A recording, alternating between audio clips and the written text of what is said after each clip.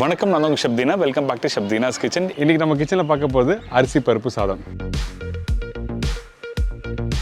எல்லாருக்கும் வீட்லேயே சட்டுன்னு ஒரு ரெசிபி பண்ணணும் ஆசை இருக்கும்ல. ஸோ அந்த மாதிரி ரெசிபி தான் இந்த அரிசி பருப்பு சாதம். இது கோயம்புத்தூர் சைடில் பார்த்தீங்கன்னா இந்த மெத்தட்லாம் அதிகமாக பண்ணுவாங்க. ஸோ அதனால் இன்றைக்கி இந்த அரிசி பருப்பு சாதம் எப்படி பண்ணுறது பார்ப்போம். இதோட உருளைக்கிழங்கு சிப்ஸ் எப்படி பண்ணுறது பார்க்க போகிறோம்.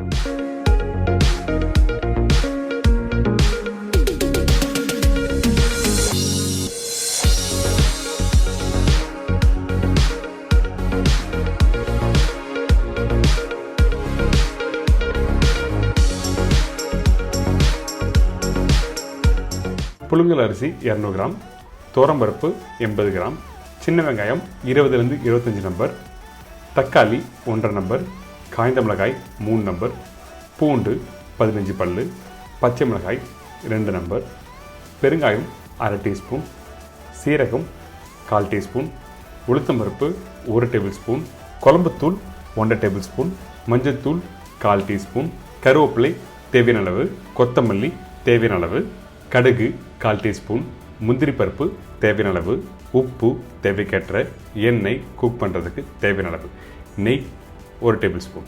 இதாங்க இந்த ப்ரிப்பரேஷன் தேவையான பொருட்கள். கோயம்புத்தூர் ஸ்டைலில் இன்றைக்கி அரிசி பருப்பு சாதம் செய்ய போகிறோம் சொன்னால் பார்த்தீங்களா, அதுக்கு நம்ம என்ன பண்ணிக்கிட்டோன்னா நம்மக்கிட்ட இருக்க இந்த புழுங்கல் அரிசி துவரம்பருப்பு ரெண்டுத்தையும் ஒன்றா ஊற வைக்கிறோம். இந்த புழுங்கல் அரிசிக்கு பதிலாக சில பேர் பச்சை அரிசி சாப்பிடுவாங்க. அந்த பச்சை அரிசி நீங்கள் யூஸ் பண்ணிக்கலாம். ஆனால் மாவு கரைக்கிற பச்சை அரிசியை யூஸ் பண்ணக்கூடாது. சாப்பாடுக்கு வெடிக்கிற பச்சை அரிசி மட்டும்தான் நீங்கள் யூஸ் பண்ணணும். இப்போது இந்த அரிசி அதுக்கப்புறம் துவரம்பருப்பு தண்ணி ஊற்றி தேவையான அளவுக்கு நல்லா ஊற வைக்கிறோம். அதே மாதிரி நல்லா வாஷ் பண்ணி எடுத்துருங்க. ஊற வைக்கிற டைமிங் என்னன்னா குறைஞ்சபட்சம் ஒரு 3லேருந்து 4 மணி நேரம் நல்லா ஊறட்டும். அப்போ தான் வெந்து வரும் கரெக்டாக குக்கரில். இப்போ அரிசியை நல்லா வாஷ் பண்ணி எடுத்து வச்சுருக்கேன். இந்த பருப்போ இந்த அரிசியோ எந்த அளவுக்கு நல்லா ஊறி பார்த்தீங்களா, இந்த மாதிரி தான் இருக்கணும். அந்த பருப்பு பார்த்திங்கன்னா நல்லா சாஃப்டாக வெந்து வரும். அப்படி இல்லைன்னா குக்கரில் வேகும் போது அரிசி வெந்திருக்கும், பருப்பு வேகாது. அதனால தான் குறைஞ்சபட்சம் ஒரு 3லேருந்து 4 மணி நேரம் நல்லா வேகட்டும்னு சொல்கிறேன். இதுக்கப்புறம் குக்கரில் எண்ணெய் ஊற்றிருக்கேன். தாளிக்கிறதுக்கு தேவையான அளவு ஊற்றிருக்கோம். இதுக்கப்புறம் எண்ணெய் சூடான தாளிப்பு போடுறோம். அந்த தாளிப்பு ஃபஸ்ட்டு கடுகு, சீரகம். இந்த கடுகு போட்டோன்னே நல்லா பொரிஞ்சு வரணும். அதுக்கு பிறகு உளுத்தம்பருப்பு ஸ்லோ ஃப்ளேமில் லைட்டாக வறுக்க ஆரம்பிங்க. சரிங்களா? அதே டைமில் பச்சை மிளகாய் காரத்துக்கு எண்ணெயில் போட்டுருங்க. எடுத்த உடனே பச்சை மிளகாய் போட்டுக்கணும். அப்போ தான் அந்த காரத்தோட தன்மை தெரியும். இதுக்கப்புறம் சின்ன வெங்காயம், பூண்டு. சின்ன வெங்காயம் தாராளமாக போடுங்க, அப்போ தான் சாப்பிட்றதுக்கு நல்லாயிருக்கும். குக் பண்ணி முடித்த பிறகு அந்த காரத்தோட இந்த சின்ன வெங்காயம் முழுசாக எடுத்து சாப்பிட்டிங்கன்னா சூப்பராக இருக்கும். இப்போ பூண்டு போட்டிருக்கேன், காஞ்ச மிளகாய், கருவேப்பிலை, தக்காளி இதெல்லாம் போட்டு கொஞ்சம் லைட்டாக வதங்கணும். அதே டைமில் வெங்காயம் ஒரு 30 to 40% அளவுக்கு வதங்கினா மட்டும் போதும். இதுக்கப்புறம் மஞ்சத்தூள், குழம்புத்தூள் பவுடர் யூஸ் பண்ணியிருக்கேன். உங்கள் வீட்டில் குழம்புத்தூள் பவுடர் இல்லைன்னா நீங்கள் நார்மல் சில்லி பவுடர் தனியாத்தூள் யூஸ் பண்ணலாம். சில்லி பவுடர் 1/2 டேபிள் ஸ்பூன்னா தனியா பவுடர் 1 டேபிள் ஸ்பூன் யூஸ் பண்ணுங்கள். சரிங்களா? அதே டைமில் உப்பு, கொஞ்சம் பெருங்காயம் போடுறோம். இந்த பெருங்காயம் உப்புலாம் போட்ட பிறகு நம்ம என்ன பண்ணுறோன்னா அந்த மசாலாவை அப்படியே 1 நிமிஷம் வதக்குங்க. வதக்கி முடித்த பிறகு கொஞ்சமாக தண்ணி ஊற்றுறோம். எதுக்காக இந்த இடத்துல தண்ணி ஊற்றுறீங்கன்னா அந்த பச்சை வாசனை, அதாவது அந்த குழம்புத்தூளோட அந்த பச்சை வாசனை போன பிறகு தான் அடுத்த ஸ்டேஜ் போகணும். அதே டைமில் கொஞ்சம் கொத்தமல்லியே போட்டுடலாம். இந்த மசாலா லைட்டாக கொதி வர டைமில் நம்மக்கிட்ட இருக்க இந்த முந்திரி பருப்பு போடுங்க. அதே டைமில் ஏற்கனவே ஊற வச்ச இந்த புழுங்கல் அரிசி, துவரம்பருப்பும் இதில் போட்டு நல்லா மிக்ஸ் பண்ணுங்கள். இந்த மிக்ஸ் பண்ணுற பக்கம் என்ன கேட்டினா ஜஸ்ட் 1 நிமிஷம் அப்படின்னா 2 நிமிஷம் மிக்ஸ் பண்ணால் மட்டும் போதும். எதுக்காக இப்படி மிக்ஸ் பண்ணுற கேட்டினா அந்த தாளிப்பு அந்த சாதத்தோடு மிக்ஸ் பண்ணும்போது தம் ஆகி வெளியே வரும்போது நல்லாயிருக்கும் சாப்பிட்றதுக்கு. அதனால தான் ஜஸ்ட் நீங்கள் மிக்ஸ் பண்ணணும்னு சொல்கிறேன். அடுத்தது தண்ணியோட அளவு என்ன கேட்டினா கரெக்டாக ஒரு 600 ml தண்ணி ஊற்றலாம். அதாவது 600 ml. நீங்கள் உங்கள் வீட்டில் 600 ml நீங்கள் மெஷர் பண்ணி ஊற்றுறது கஷ்டமாக இருந்ததுன்னா பெரிய கிளாஸ் இருக்குது பார்த்தீங்களா, பெரிய கிளாஸில் 2.5 கிளாஸ் அளவுக்கு தண்ணி ஊற்றணும். இதுதான் கரெக்டான மெஷர்மெண்ட்டு. தண்ணி ஊற்றுற பிறகு நல்லா மிக்ஸ் பண்ணிட்டு குக்கர் மூடியை போட்டு குக் பண்ணுங்கள். குக் பண்ணும்போது எப்படி கேட்டிங்கன்னா மீடியமான ஃப்ளேமில் கரெக்டாக ஒரு 25 நிமிஷம் வேகட்டும் சொல்லி விட்டுருங்க.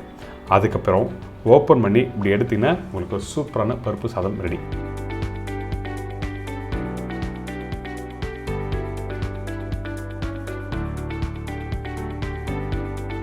ஃபைனலாக கொஞ்சம் கொத்தமல்லி, நெய்லாம் போட்டு மிக்ஸ் பண்ணி எடுத்து சர்வ் பண்ணால் சூப்பராக இருக்கும். பார்த்தீங்களா, அந்த பருப்பும் அரிசியும் அப்படியே உதிரி உதிரியாக இருக்குது. இந்த மாதிரி தான் இருக்கணும்.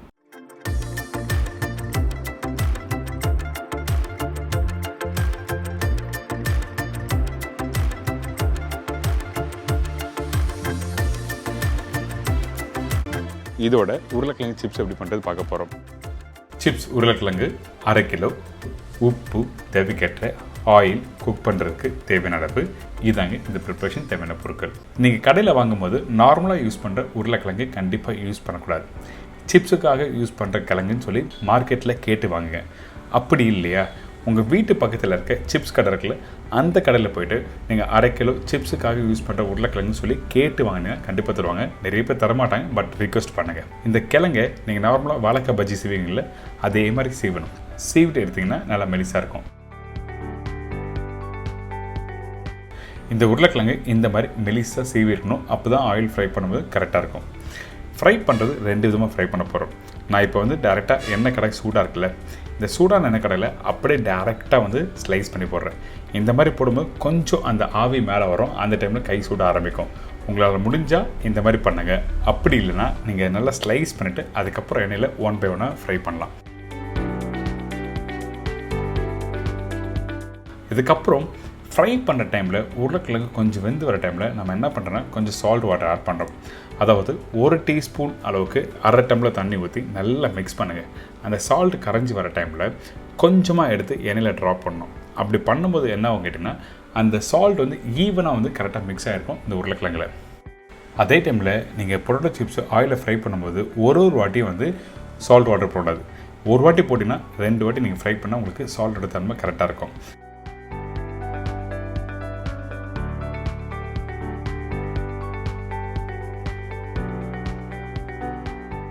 இப்போ ஃப்ரை பண்ணதை நல்லா கிறிஸ்பியாக அப்படி இன்னொரு பிளேட்டில் எடுத்து வச்சுருங்க. ஃப்ரை பண்ணி முடித்த உடனே நீங்கள் சாப்பிட்டீங்கன்னா கொஞ்சம் லைட்டாக சாகியாக இருக்கும். அதனால் ஒரு 2 செகண்ட் டைம் விட்டு அதுக்கப்புறம் எடுத்து சாப்பிட்டு பாருங்கள், நல்லா கிறிஸ்பியாக இருக்கும். இப்போது ஏற்கனவே நம்ம ஸ்லைஸ் பண்ணி வச்சுருக்க அந்த உருளைக்கிழங்கு ஒன்றா போட்டு அப்படியே ஃப்ரை பண்ணலாம்.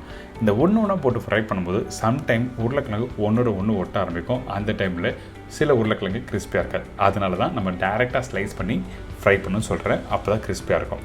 உங்களால் முடிஞ்ச வரைக்கும் நீங்கள் ட்ரை பண்ணி பாருங்கள், ரொம்ப சூப்பராக இருக்கும். உங்களுக்கு காரமாக வேணும்னு நினச்சிங்கன்னா அந்த டைமில் கொஞ்சம் லைட்டாக சில்லி பவுடர் போட்டு நல்லா டாஸ் பண்ணிவிட்டு சாப்பிட்டீங்கன்னா அந்த அளவுக்கு பிரமாதமாக இருக்கும்.